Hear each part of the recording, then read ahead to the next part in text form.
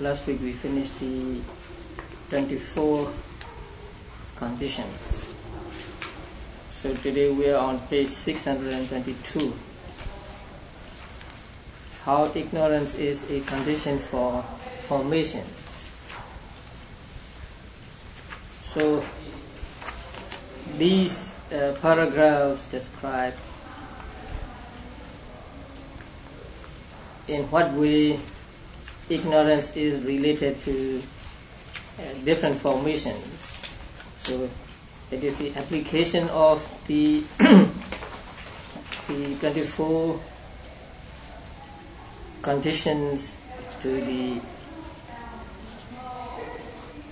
doctrine of dependent origination.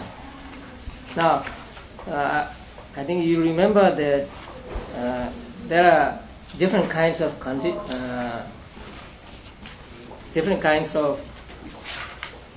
formations of merit, formations of demerit, and formations of imperturbable. So at least these three you should remember. If you don't remember, go back to paragraph 60. So formations of merit means cetana, volition, concomitant with kusala. Formation of demerit means cetana concomitant with akusala. And formation of imperturbable means cetana concomitant with full formless jhanas, arupa vajana. So ignorance is a condition for formation of merit in how many ways, formation of demerit in how many ways, and formation of imperturbable in how many ways. So the first one, for those of merit, ignorance is a condition in two ways. It is a condition in two ways, namely as object condition and as decisive support condition, not support, decisive support.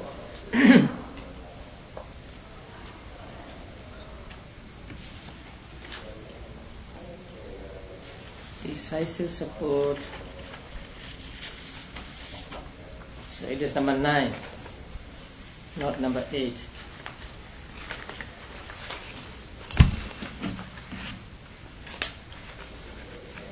For ignorance is a condition as object condition for formations of merit of the sense sphere at the time of comprehending by means of insight. Ignorance as liable to destruction and fall.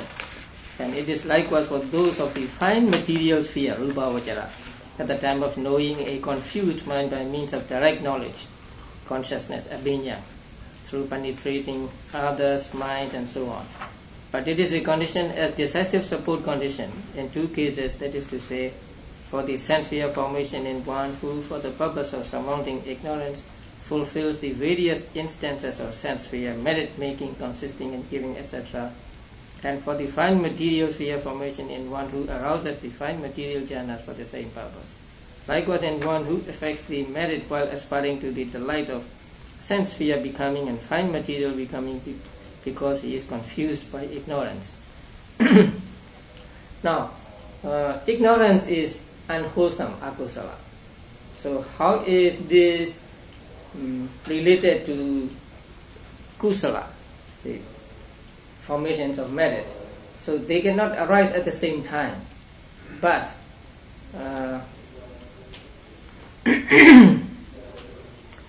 ignorance is a condition as object condition for formations. That means when the kusala cetas arise, they take ignorance as object. And then the kusala consciousness arise. So as an object condition and also as a decisive support condition. Now decisive support conditions is very wide. So if you cannot think of any other condition, you can say that they are related by decisive support condition. You will almost always be right.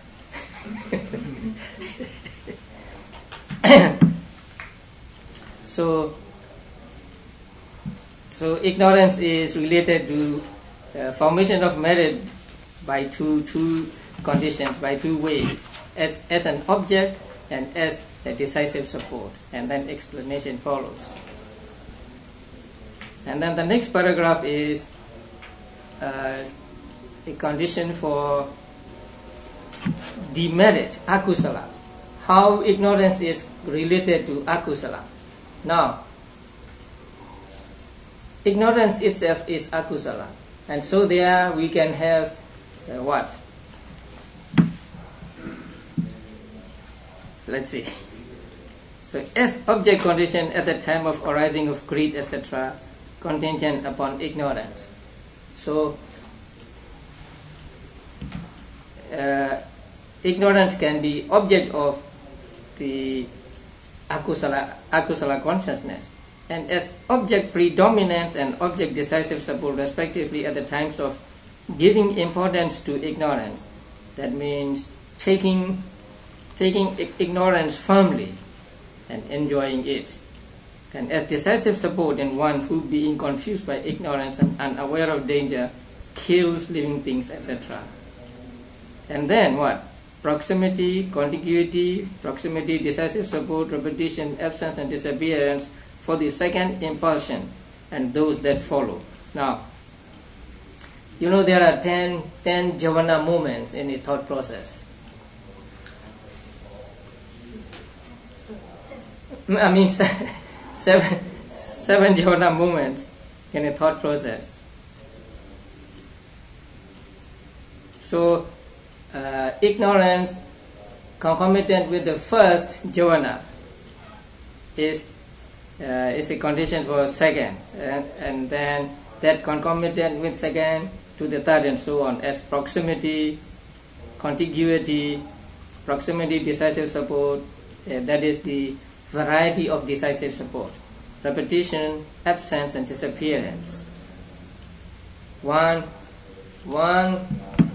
jhana is related to following jhana by proximity, contiguity and so on, and also repetition, because they belong to the same genus. Kusala, both are akusala here. And then as root cause, coordinations, mutuality, support, association, presence and non-disappearance in one doing anything unprofitable. So that means they arise at the same time, and ignorance is related to the cetana arising together with it by way of coordinations, as arising together, mutuality, support and so on. So here ignorance is related to, or ignorance is a condition for formations of demerit in many ways. So in this chart they are given.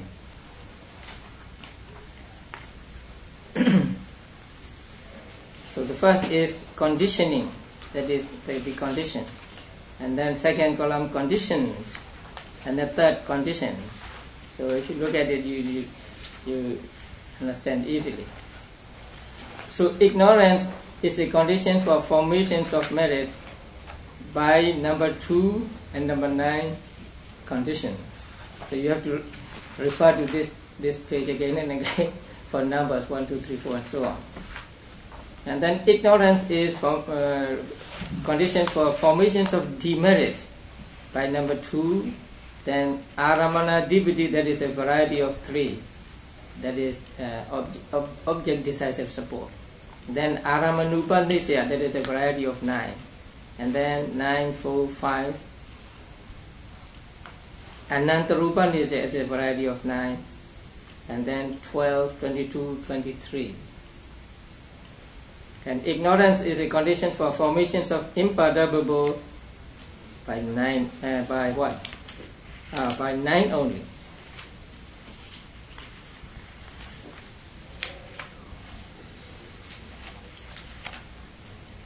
Formations, ignorance to formations of demerit also have hetu, I mean the first one, root cause, coordinations and so on. And then the paragraph numbers are given in square brackets, so you can easily go back to path of purification. So this is how you read the book or look at the chart and then go back and forth.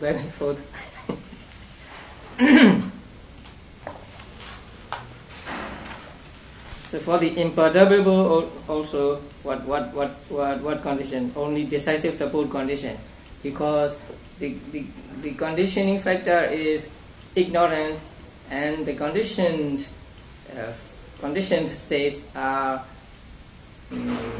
formless jhana chetas, or formless jhana volition.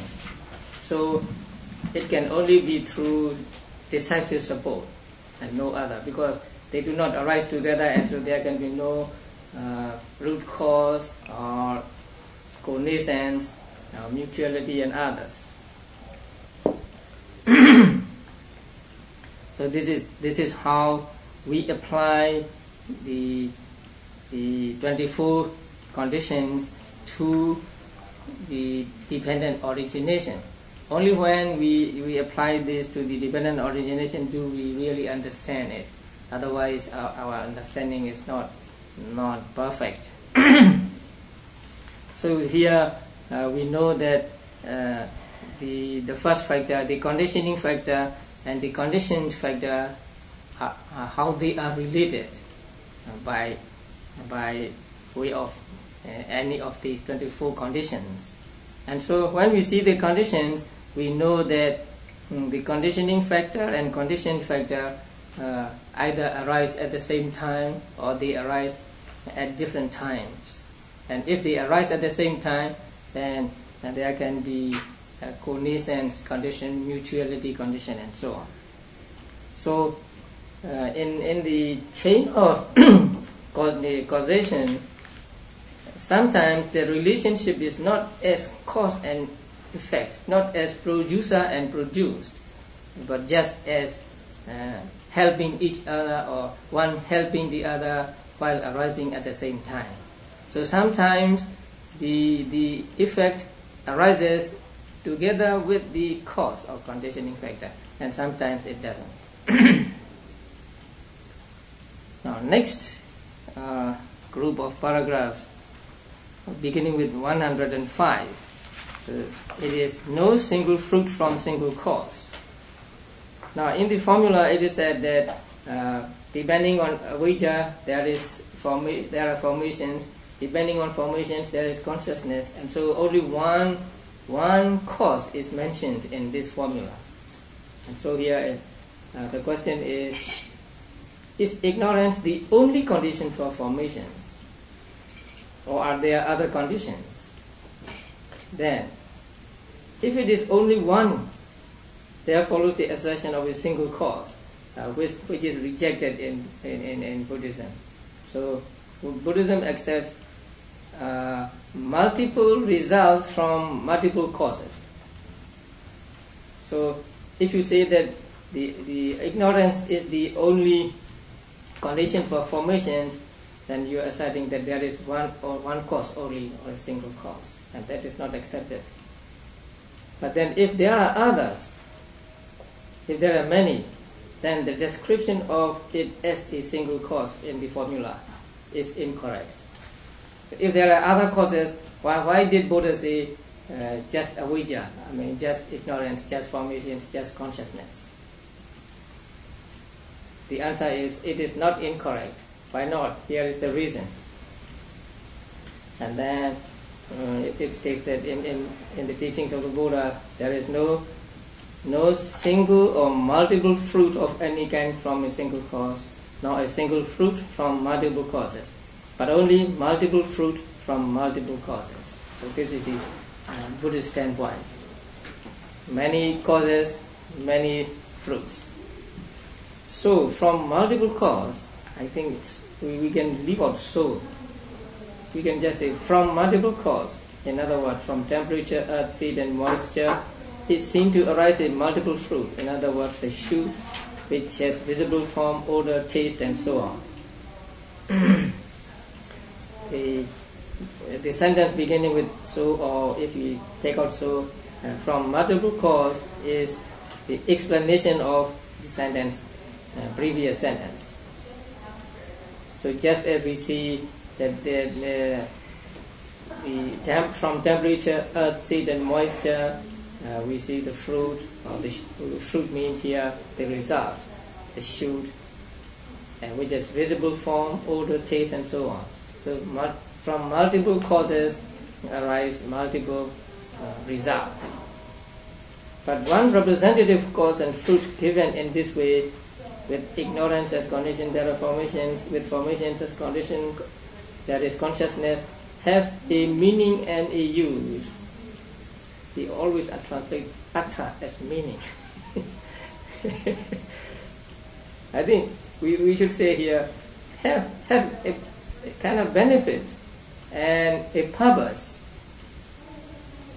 Although there are many causes, Buddha mentioned only one cause, and there is some purpose. That there is some benefit to be had from mentioning just one. One employs one representative cause and fruit when it is suitable for the sake of elegance in instruction and to suit the idiosyncrasies of those susceptible of being taught. So these are the two reasons we always have recourse to when we cannot give any other reason.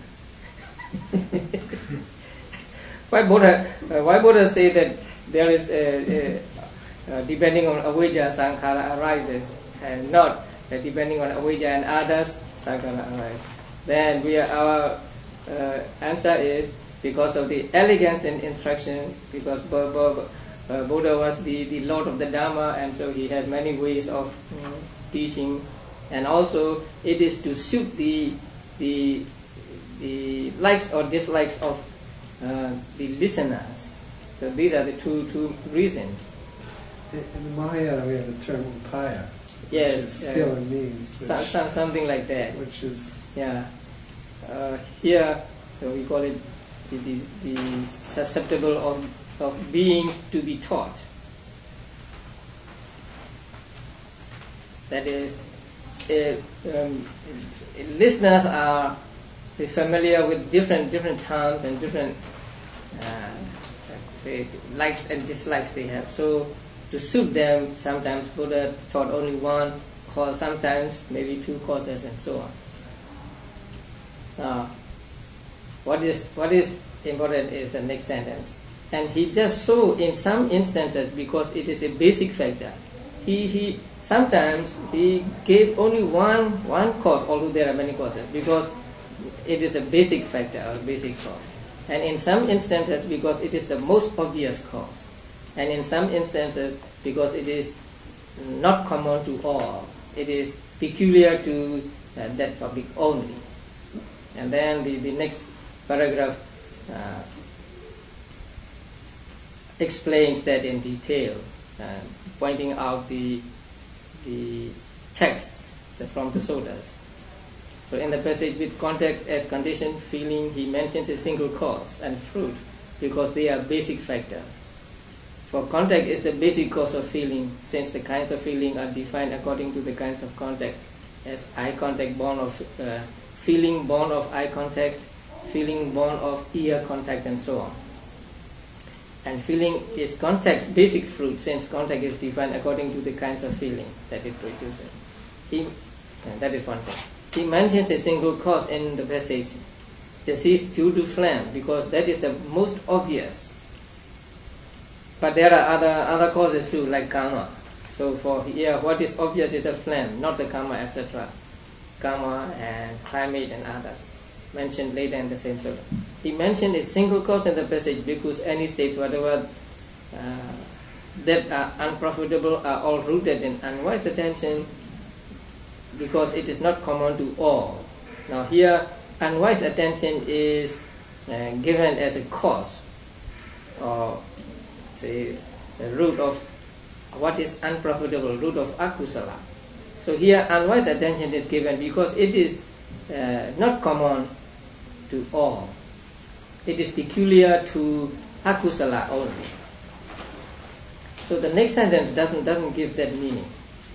For unwise attention to unprofitable things, is not common to all states in the way that, say, physical basis and object are common to all.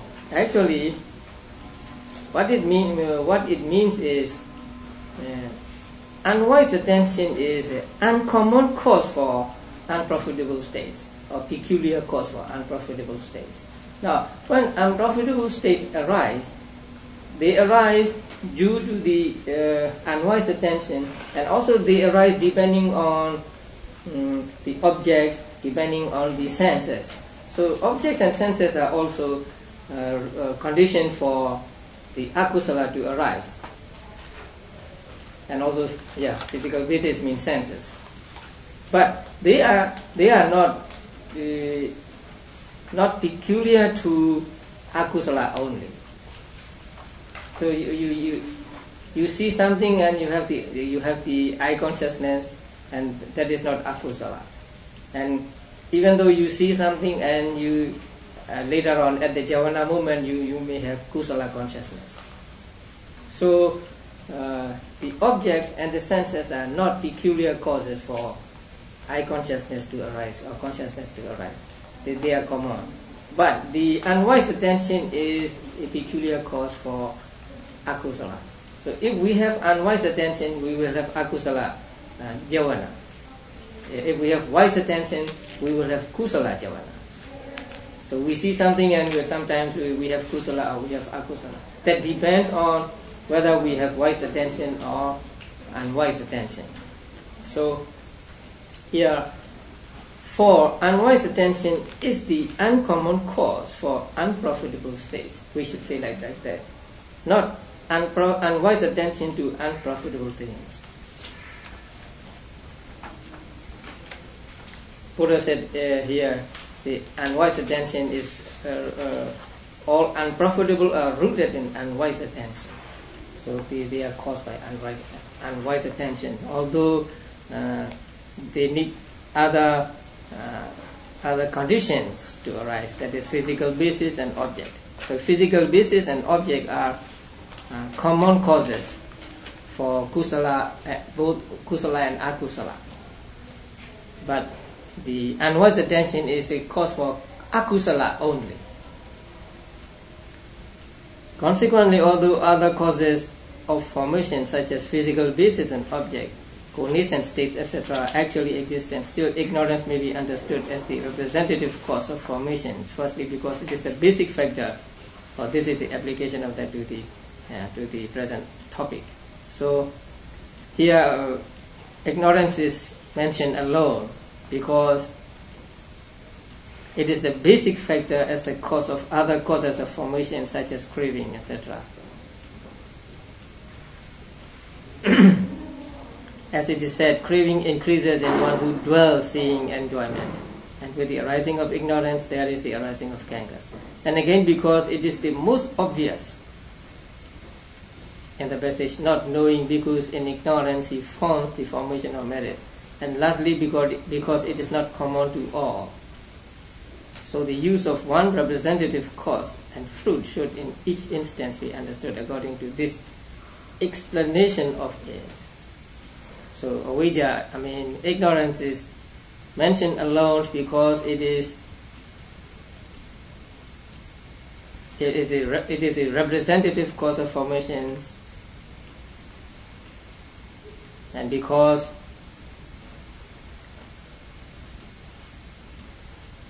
it is the most obvious, and because it is uncommon. Now, the word, you see the footnote number, this explanation of it. And the Pali word is parihara vajana, down in the footnote. And it is, the translation is given as explanation. Actually, parihara means, let me see. Parihara, literally it means doing away with the question, or avoidance of the question. Avoidance means actually not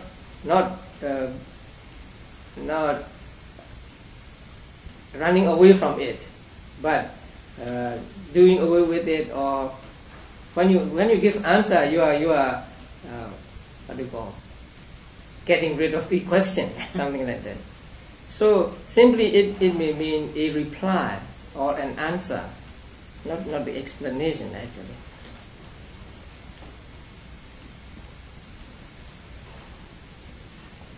Because when in a debate, say when someone says something, then you have to avoid it, or you have to get yourself away from it by giving answers or reply. So this answer or this reply. Here it may be asked, we admit that what you said above. But ignorance is reprehensible and has entirely undesirable fruit. How then can it rightly be a condition for formations of merit and of the imperturbable?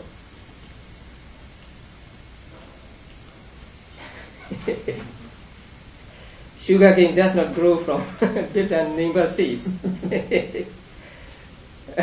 Why should it not be right?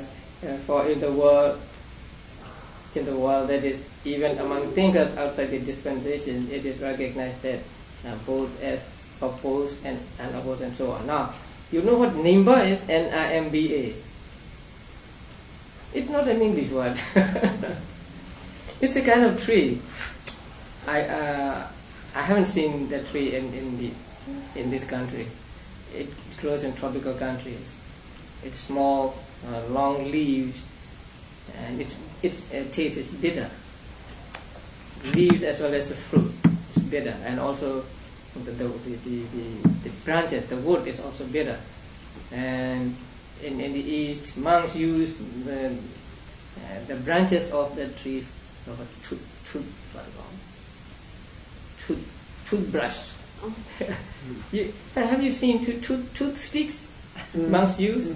Yeah, mostly those are made of that tree, because since it is bitter and maybe a little hard, it has some medicinal properties to protect the teeth from decaying and so on. Sometimes I've seen kind of a licorice flavor. That's not it?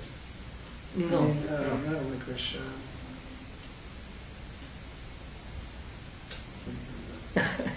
It's bitter. Yeah. It's in Hindi. It's called neem. N-E-E-M. The same word. The Pali word is nimba. Sanskrit word is nimba, but Hindi is neem, from nimba. There's some kind of soap which is made with the essence of that tree. So whenever something bitter is to be pointed out, the commentators use this nimba. So sugarcane does not grow from nimba seeds. And then the answer is that the conditioning and conditions, or cause and result, are sometimes opposed to each other, or they are unopposed, and also they may be like or they may be unlike. And that does not make their result. Actually, that does not make their results only. We need only here. That means those that are conditioned are not results only. And in order to understand it, you must understand the Pali word for the word result here. And the Pali word is vipaka. Vipaka result means the real product of karma in the form of chetas and cetasikas, not rupas, just chetas and cetasikas. You know, the vipaka chetas, the resultant consciousness. So there are 37 or 52 resultant consciousness and 89 or 121 types of consciousness. They alone are called vipaka. So here, that does not make it their result only, or they are not results only. That means they are not vipaka only. Some are vipaka and some are not vipaka, but they are conditioned. So it is established in the world that when states have a condition, it may be opposed or unopposed to them as to presence, individual essence, function, and so on.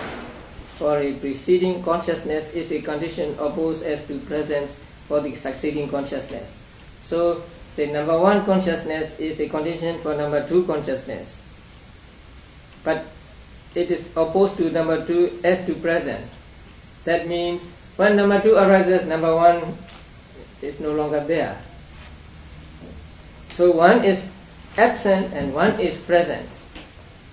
So they are opposed as to presence. And the preceding training is conditioned likewise for the flying of craft, etc., which take place subsequently. So you learn something now and you get the results later. Karma is a condition opposed as to individual essence for materiality. There are some material properties caused by karma, and they are cause and effect, or condition and effect, but they are opposed as to individual essence, because karma is a nama and materiality is rupa, so their individual essence is different. And so are milk, etc. for curd and so on. Light is a condition opposed as to function for eye consciousness. Now, light is one condition for the arising of eye consciousness, seeing consciousness. When there is no light, you cannot see. So light is a condition. But as to function, light and eye consciousness are different.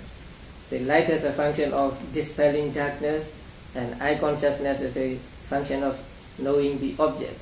So their function is different. And so are molasses, etc. for intoxicants and so on. But eye, computable data, etc. are respectively a condition, unopposed as to presence for eye consciousness and so on. And the first impulsion, the first jhana, and those that follow are a condition unopposed as to individual essence and function for the impulsions that follow them and so on. So there are conditions and those that are conditioned, which are sometimes opposed, which sometimes not opposed, which are like and which are sometimes not like. And they are not vipaggas only. Some are vipaggas and some are not. So materiality, for example, temperature and nutriment, is a condition for materiality, the like for the like. And so are paddy seeds, etc. for paddy crops and so on. The materiality is a condition for the immaterial, and so is the immaterial for the material, the unlike for the unlike. And so are ox hair, ram's hair, horns, curd, and sesame flour, etc., respectively for dubba grass, not dabba, D-U-B-B-A, dubba grass, needs Visuddhimagga grass, and so on. And then you have the footnote. And at the end of the footnote, the Jnanamoli said, except for the last mention, it seems problematical why these things, if rightly interpreted, should be conditions for the things mentioned. Maybe they believe that way there, and we don't really know. Now, here, ox hair and ram's hair, that is one unit. Horns, second unit. Curd and sesame flour, third unit. And they are connected respectively with dubba grass, and one grass is missing here. So let's say respectively for dubba grass, arrow grass, and Visuddhimagga grass. We don't need the word needs. We have to strike it out.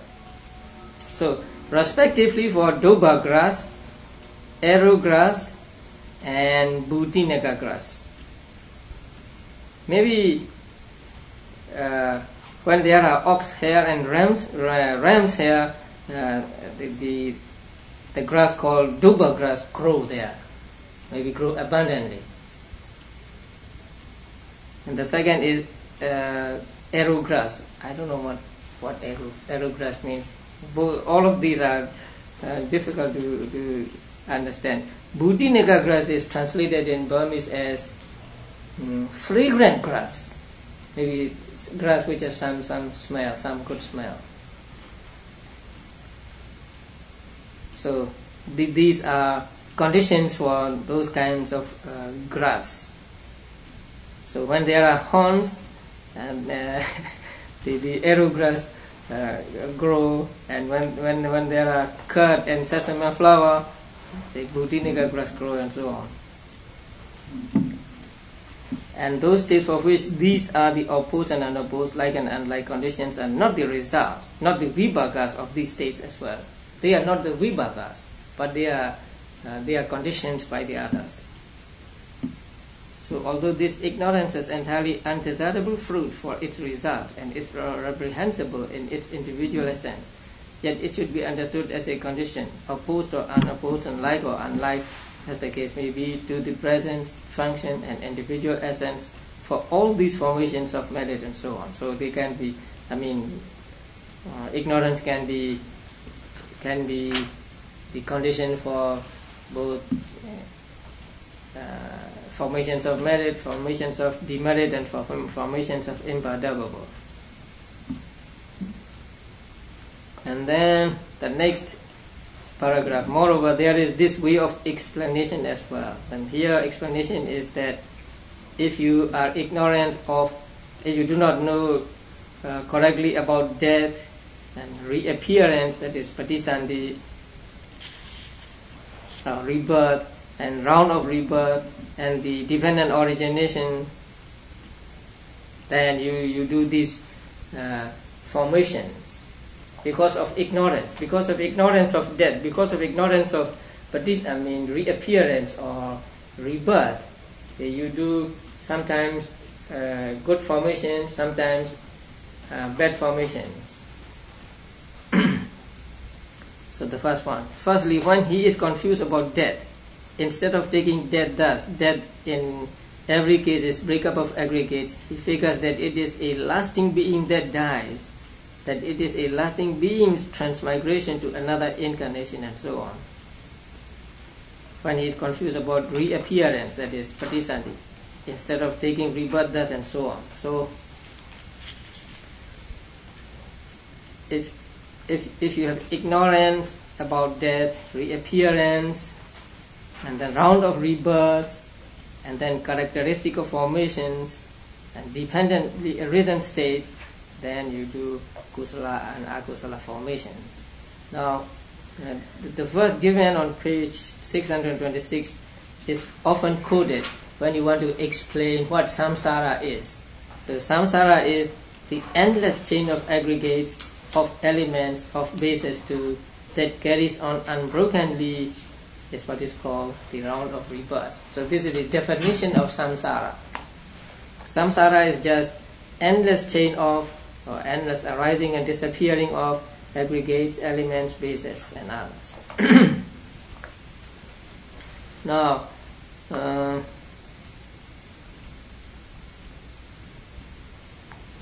about 1, 2, 3, fourth line below that verse, there is a, let's see, paragraph 116.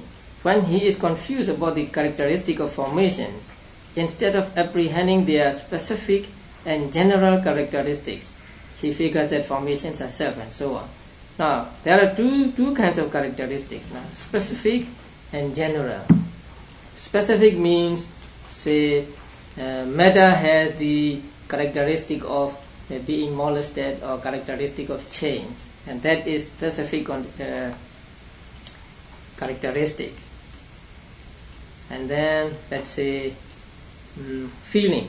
Feeling has the characteristic of enjoying the object or experiencing the object. That is its specific characteristic. Then what is their general characteristic? That means impermanence, suffering, and no soul. So general characteristic means characteristics common to all phenomena, and specific characteristic is their own individual essence. So if you are ignorant about the characteristic of formations, then you take things to be self, to belong to a self, and to be lasting, to be pleasant, and to be beautiful. And when he is confused about dependently arisen state, that is dependent origination, instead of taking the occurrence of formations to be due to ignorance, etc., he figures that it is a self that knows or does not know, that acts and causes action and so on. So, blinded by ignorance, so we do different sort of things, good formations and bad formations. Now, down the page, consciousness. Due to formations, there is consciousness. Now, the 32 kinds of mundane result in consciousness. So, in the chart, let's look at 2. Conditioned by formations, consciousness arises, right?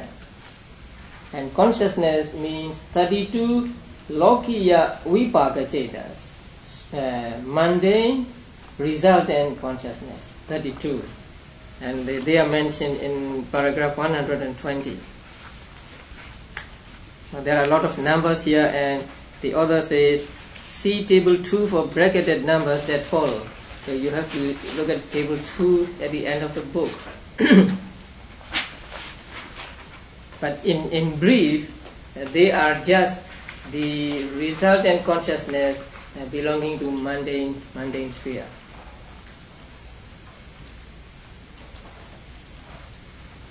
So you can look at the chart and then try to find out what these types of consciousness are. And then 121. Here it may be asked, but how is it to be known that this consciousness of the kind stated actually has formations as its condition? But the answer is, because there is no karma result when there is no stored up karma. Not very convincing, but it is a way the commentator always try to explain. And then, paragraph 122, but which kind of consciousness has which kind of formations as its condition? So, now, there are formations and there are types of consciousness. So, which kind of formation causes which kind of consciousness? And then,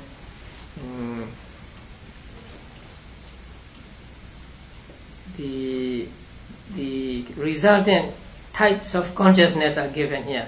The following 16 kinds arise and so on. I think you can find them out from the chart.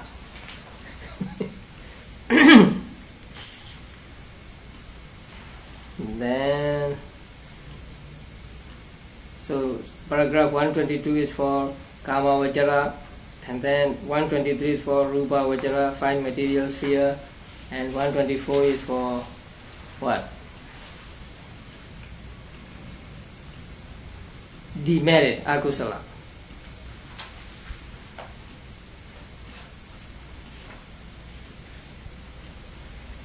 And then 125 is for Arupa Vajra. And then the occurrence of resultant consciousness.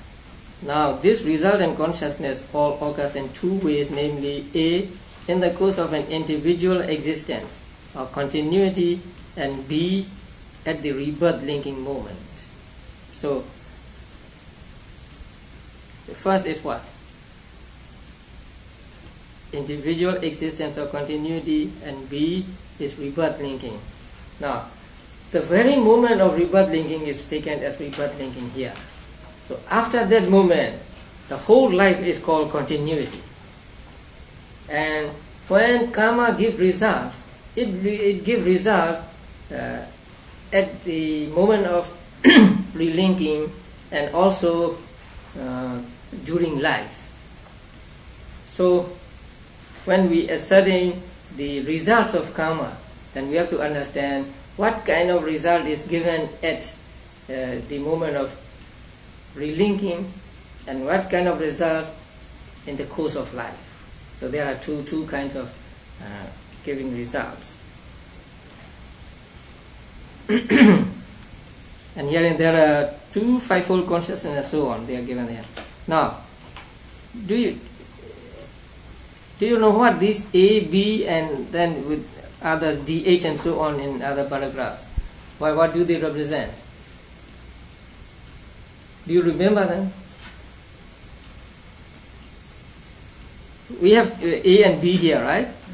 Then on the next page, paragraph 127, we have D to H. And then in paragraph 128, we have I. And then 129, we have J, B, M. What are they?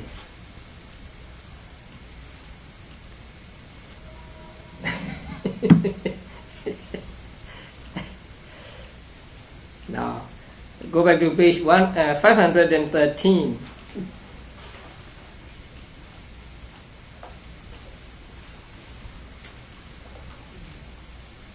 What do you find there? Functions, right? Names of functions, A, B, C, D, and so on. So he is referring to those. It's very helpful. If you know what they mean.